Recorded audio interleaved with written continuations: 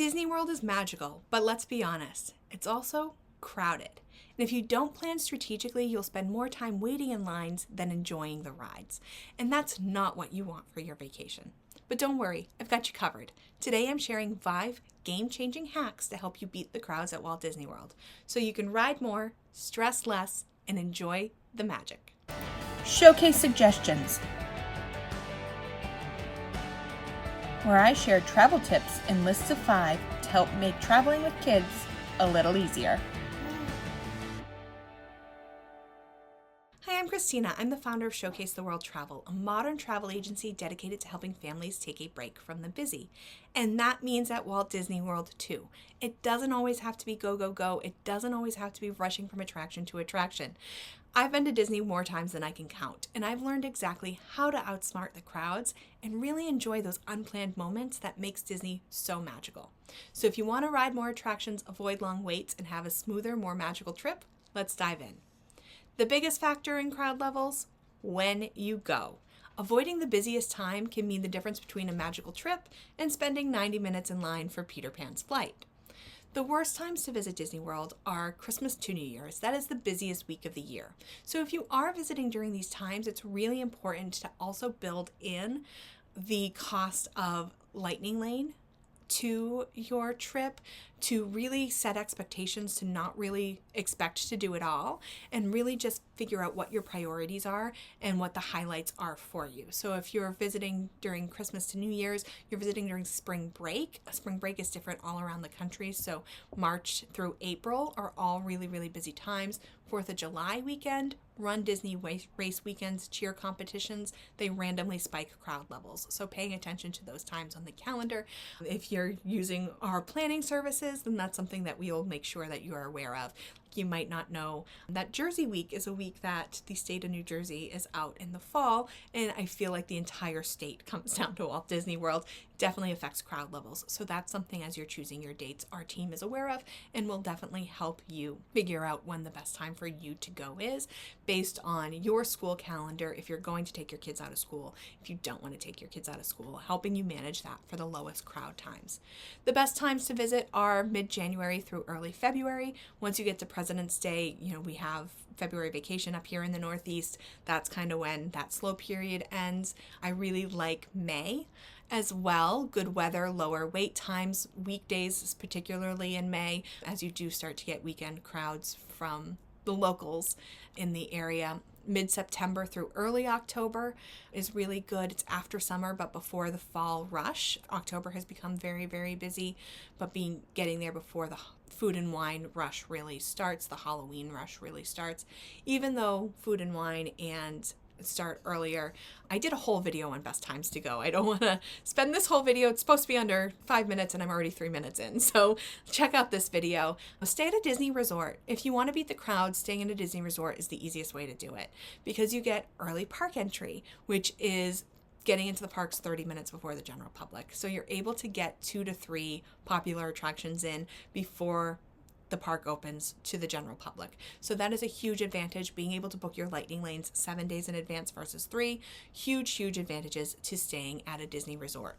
Best hotels for early entry strategy. The monorail resorts have easy access to Magic Kingdom. So if you have a little one, staying at a monorail resort will really help you maximize your day. Skyliner resorts have direct transportation to Epcot and Hollywood Studios. So that's really, really helpful as well. If you are staying off property, it's even more important to arrive early since you'll be entering behind the resort guests. So understanding what attractions are open for early entry versus what are not. So you can plan one of the ones that are not for your first attraction if you are staying off-site. Take a midday break, right? This is not necessarily just about not waiting in line. It's about avoiding the crowds. And a big part of that is taking that midday break, which is when the peak crowds and the peak heat are. By noon, the parks are their busiest. Their lines are long, it's hot, everyone is exhausted. So instead of pushing through the crowds all day, take a break when the parks are at their peak. Best way to do this is to head back to your hotel. So take a nap, relax by the pool, or just recharge. Find taking a shower is so refreshing. Finding a quiet escape in the parks. If you don't want to leave, plan this time to do some of the air-conditioned 20-minute shows where you're off your feet in the air conditioning. There are some really quiet areas that you can find as well around the parks. So that's something that our team can help you understand when we're helping you through your planning process. I have done some videos on this as well, my favorite quiet spots in each park, so you can check that out. Return to the parks in the evening. That's when families with young children start leaving. That's when wait times start going down. It's when the sun's going down, so it starts to get cooler and the nighttime atmosphere feels more magical. If you have little ones, this strategy is a lifesaver because it prevents meltdowns and keeps everyone in a better mood. One thing I would say though is read the room, especially with toddlers. If they don't want to go back to the park, if they want to just stay at the hotel, I know you spent a lot of money to be there, but following their lead is always best. I made that mistake. I tried to push my toddler through one time and it just did not work out well for anyone. And so our next trip, we would go back for our break and she'd be like, I know, I just want to stay by the hotel. We'd be like, okay, cool. And depending on who we were with, some of us would go back, some of us would stay, or if it was just her and I, we would both stay. And our trips got much more enjoyable when I started following her lead than trying to push through and get everything done. Another great way is rope drop. What does that mean? Well, you can get more done in the first 2 hours than most people can do all day, but you need to rope drop. It's when you arrive at the park before it officially opens, so you can become among one of the first guests inside. So for early entry, if you're a Disney Resort guest, arrive at least 45 minutes before early entry starts. Disney bus transportation starts 2 hours before the park opens, so it does start about 90 minutes before early entry. So getting on one of those first buses can be really, really helpful. For a regular park opening, arrive 60 minutes before the posted opening time if you're staying off-site. There's some great rope drop attractions at Magic Kingdom. I like to rope drop Peter Pan's Flight. I like to use Lightning Lane single pass for Seven Dwarfs Mine Train, but I like to rope drop Peter Pan's Flight if you're looking for something more thrill-inducing, rope dropping Space Mountain and then Buzz Lightyear, or doing Peter Pan and then Dumbo, depending on what your family makeup is. For Epcot, rope dropping either Frozen Ever After or Remy's Ratatouille Adventure. You can only Lightning Lane one of those because they're both tier 1, so I like to rope drop the other, or I like to rope drop Soarin' and Test Track. Those are great options as well. Hollywood Studios, rope dropping Slinky Dog Dash, Rise of the Resistance are great options. And Animal Kingdom, I like to do Navi River Journey or Flight of Passage. Rides that load slowly, like Peter Pan's Flight and Jungle Cruise, build long lines quickly. So hitting those first and understanding how rides load and how lines build is going to be really important for developing your strategy. So that's something our team here at Showcase the World does for our travelers. So if you would love us to help you with your trip, even if you've already booked, we're happy to help you create a personalized touring plan that highlights your priorities and puts them in an order that's going to maximize your time. So don't hesitate to reach out to us for that. Then of course there's using Lightning Lane to skip long waits. If you are confused about Lightning Lane, check out this video. Disney no longer has Fast Pass or Genie Plus. Now it's Lightning Lane. And if you know how to use it, you can save hours waiting in line. How it works, you can either pay for the multi-pass, which includes multiple attractions in the park, or the single pass for Lightning Lane access on the most popular rides. Prices vary by ride and date, most expensive on the busiest days, and reservations open 7 days in advance for park guests, 3 days in advance for off-site guests. So the best rides to use Lightning Lane for are that Lightning Lane single pass for Seven Dwarfs Mine Train, Tron, Tiana's Bayou Adventure, or what I like to do in Magic Kingdom, Guardians of the Galaxy, and Frozen Ever After in Epcot. I like to use it for Slinky Dog Dash and Toy Story Midway Mania in Hollywood Studios, and Lightning Lane single pass for Flight of Passage in Animal Kingdom.